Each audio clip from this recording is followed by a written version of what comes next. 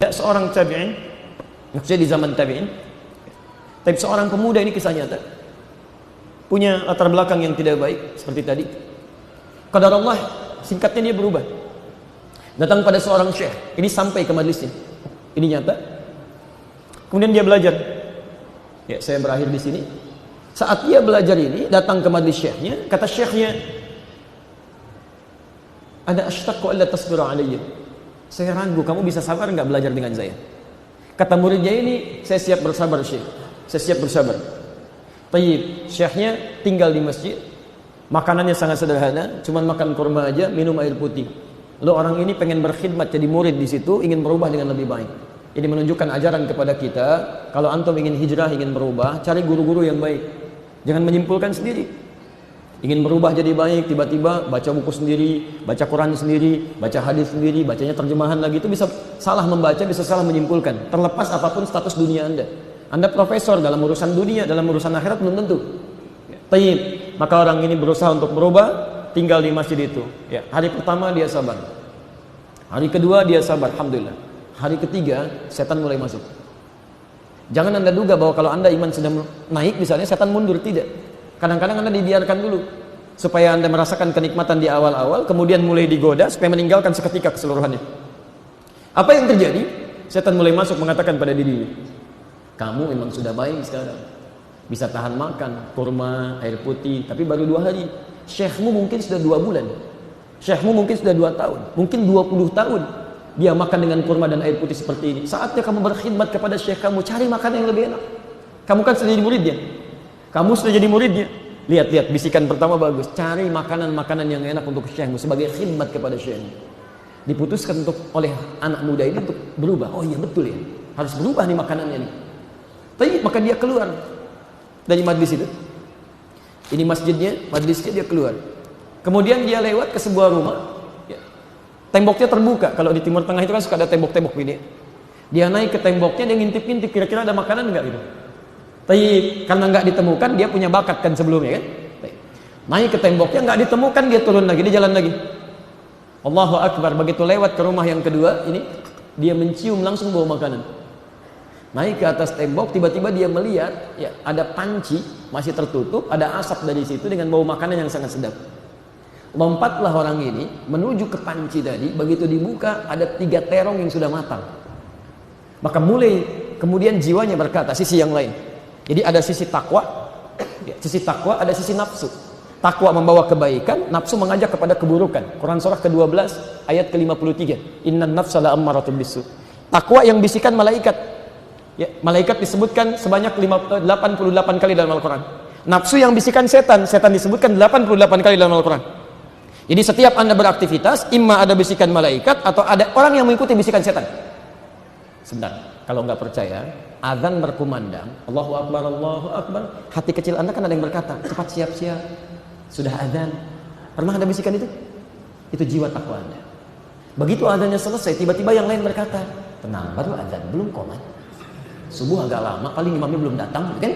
Itu nafsu itu setan. Nah, tiba-tiba ketika dibuka melihat 3 terong itu dengan bau yang sangat sedap, nafsunya berkata, bisikan setan mulai masuk. Ini cocok untuk syekhmu. Cobain dulu, kalau enak, sampaikan pada syekhmu. Dia itu kan tokoh di sini. Kalaupun nanti ketahuan oleh yang punya terong, sampaikan aja syekhmu ingin memerlukannya, tentu akan dihadiahkan untukmu. Lihat cara masuknya. Anda sampaikan ini punya syekh butuh, dia tentu akan berikan. Ada tokoh misalnya nih di Bali kan, masya Allah, luar biasa, dihormati. Tiba-tiba ada orang datang, ini tokohnya minta nih, boleh nggak? Kira-kira kalau antum pemilik terongnya dikasih nggak? Dikasih, tapi Anda kan nggak bertemu dengan pemilik terongnya. Diikutilah kemudian saran dari nafsunya tadi, diambil 1 terongnya, dicuil oleh dia, dimasukkan ke mulutnya. Perhatikan, ketika dia mulai bertekad berubah, Allah tidak menyia-nyiakan amalannya.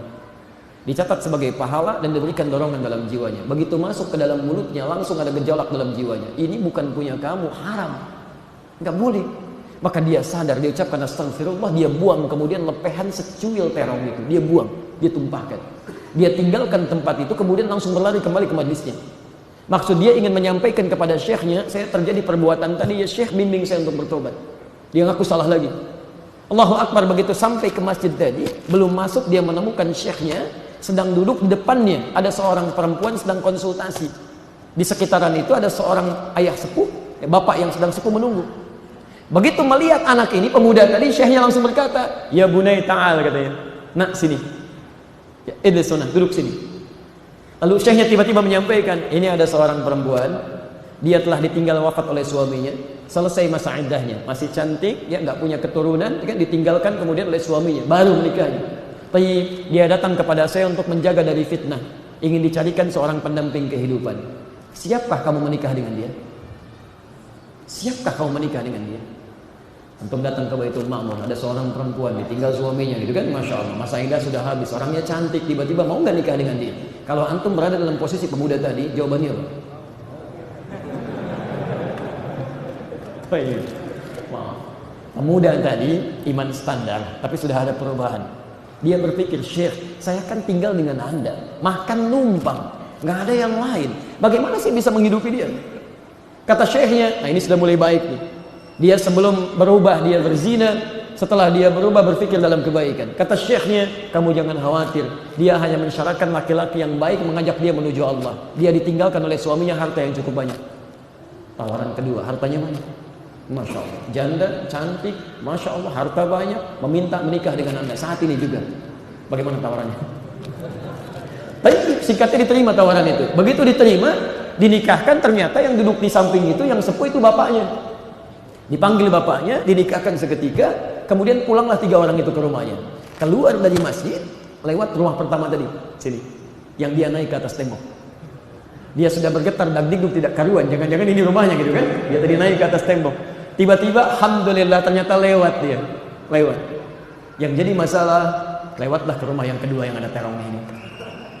Begitu lewat, si suaminya tadi mengajak cepat-cepat begini. Tapi istrinya kemudian menahan tangannya.